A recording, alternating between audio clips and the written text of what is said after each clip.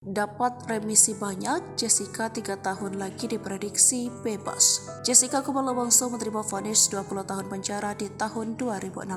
Ia dinilai terbukti menjadi pembunuh sahabatnya Mirna Salihin. Peristiwa yang dikenal dengan kasus cyanida itu kembali menjadi buah bibir di tahun 2023. Pengacara Jessica, Otto Hasibuan, mengungkap kabar terbaru yang hingga kini belum terekspos media. Dalam wawancaranya dengan Dr. Richard Lee, Otto menyebut kliennya sebentar lagi bisa menghirup udara bebas. Padahal Jessica baru saja menjalani hukuman 7 tahun penjara, masih tersisa 13 tahun lagi.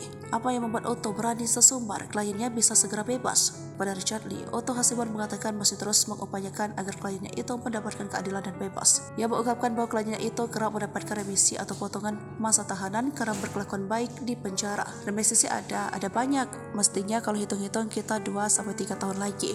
Dia harusnya keluar karena dia berkelakuan baik. Otto mengaku tidak ikut campur urusan remisi tersebut karena merupakan kewenangan Kemenkumham. Namun Otto berusaha memastikan bahwa Jessica mendapatkan sebuah haknya di dalam penjara.